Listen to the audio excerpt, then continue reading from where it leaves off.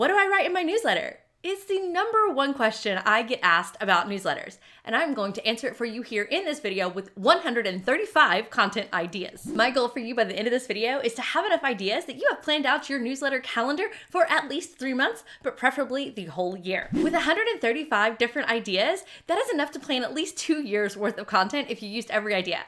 So stick around to the end because you don't want to miss any of these ideas because you never know when inspiration will strike. Now, grab a pen while I introduce myself so that you don't miss any of these. Hi, I'm Monica Snyder. I'm so excited that you're here watching this video. I am all about supercharged systems, email marketing, and passive income. And if that sounds interesting to you, then you should subscribe. 135 email newsletter content ideas is a lot. So I've bucketed them into 8 different categories. And we're gonna walk through each of those, and I'm gonna be popping these things up on the screen for you to see. So be sure to write them down as you see them, and any notes that come up in your head when I say something, jot that down too. Because what I know is that when inspiration strikes, your job is to gather it so that you don't lose it when you do go sit down to write that email. The first list of ideas that you see popping up on your screen now are all about inspiration. We're starting with inspiration because it's really important to inspire people. As Thomas Edison once said, genius is 1% inspiration and 99% perspiration, which means that you gotta start with the inspiration.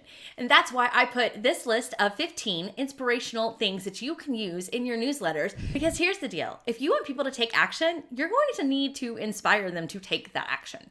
And that is done by doing fun things that are listed on your screen right now. While I'm not gonna go through all of them, I do wanna call out a couple of them. Reframing situations really helps your people be inspired because they can see things in a new way of life. One great way to do this is to take something that they might feel silly or dumb or not smart about and make them feel good about that. I'll give you an example. I once had a coach that I was telling that I was looking down the different paths that I could go, and I was seeing what the leaders in that path were doing and kind of guessing what they were doing behind the scenes.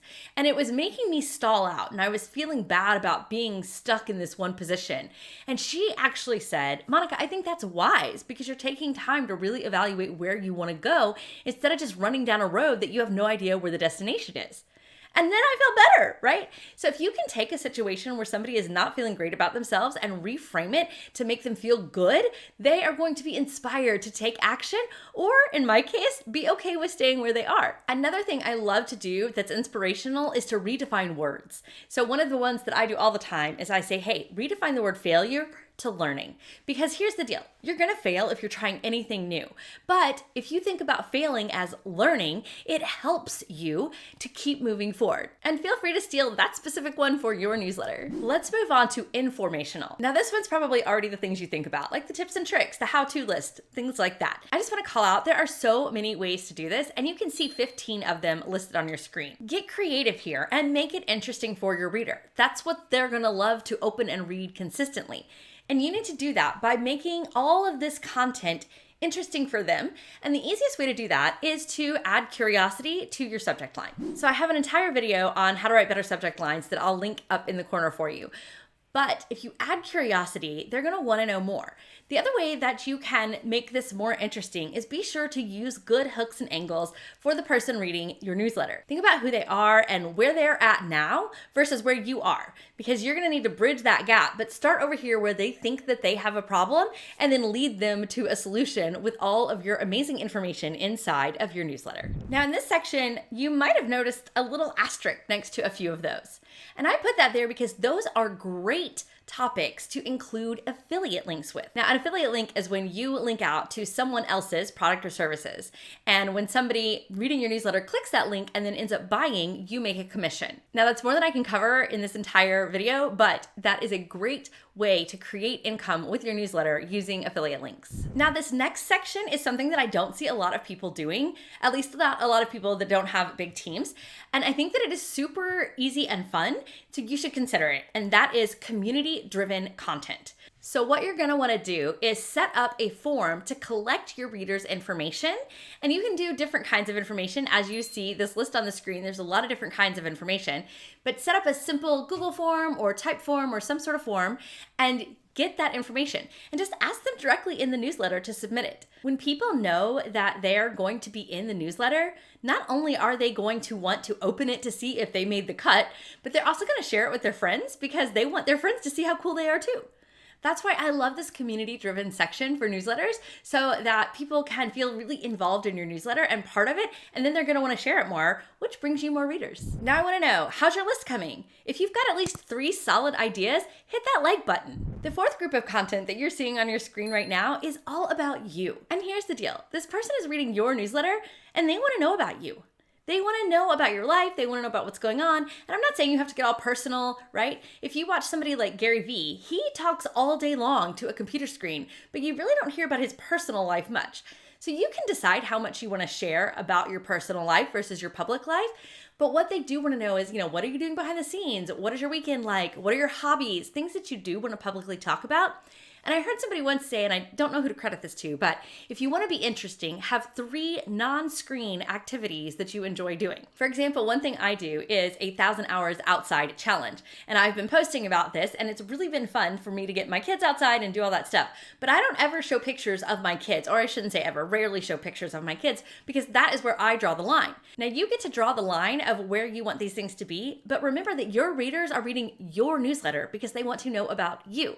So whatever you're comfortable with sharing, share. Now this 5th group is super exciting because it boosts your engagement with your emails. Now I know a lot of people talk about boosting engagement with social media, but you should also do it with your emails. People will love to be engaged with your emails just like they love to engage with your social media, and it also helps your deliverability across the board because behind the scenes, all the little tech stuff that's working around is talking to each other saying like, is this person clicking? Are they opening? Are they doing all these things?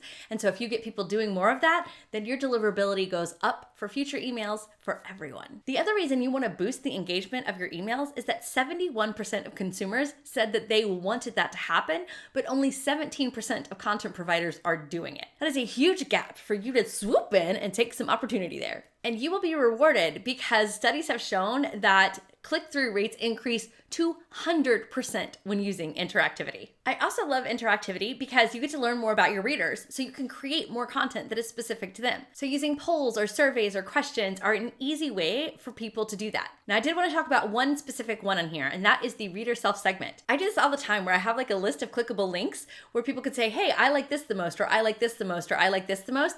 And in the background, I'm tagging them so I know what they're interested in while they're having fun taking a poll. So be sure to include some interactivity in some of your newsletters so that you get those great click-through rates and the reader connection that come from it. Number 6 is to talk about your product or services. Now I've got a list of 11 different ideas for you to do that. And I just want you to remember to keep this interesting to your reader.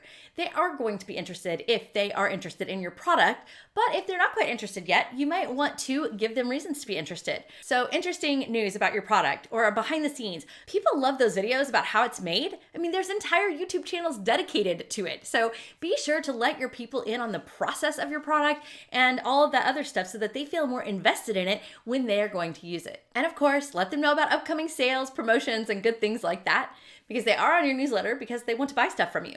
61% of people say subscribe even if they're not opening because they expect to do business with you in the future. So be sure to tell them when it's time to do business with you. The next set of ideas that you see popping up on your screen are all about your company and its values. 71% of consumers today want to do business with a company whose values they share. So if you're not sharing your values, you're not making your readers happy because they don't know if they are aligned with you. Now, you may or may not have a team yet, so some of these may not apply, but that still doesn't mean that you can't talk about hiring your first person, even if it's a contractor, something like that, and how you went through that process. Now, that's a little bit of how-to plus company, but that's what's great about these is that you can match them up. Definitely be sure to talk about any awards that you've gotten or any features or press that you've gotten, because those are always fun to share with your audience as authority builders so that they know you know what you're talking about. The 8th section is the holiday or date-based. So there are a ton of holidays that you can celebrate. Obviously, you probably already know about these. I have 5 ideas up here, but one of the ones that I love the most is a holiday gift guide. And it could be for any holiday that your reader would find interesting. There are lots of websites out there that list some pretty random holidays, and you can pretty much celebrate whatever you want with your readers. For example, if your readers are into National Pie Day, you could send them a gift guide on the best pies that you can buy and ship. How fun would that be, right? And you might be thinking, how does that relate to my product or services?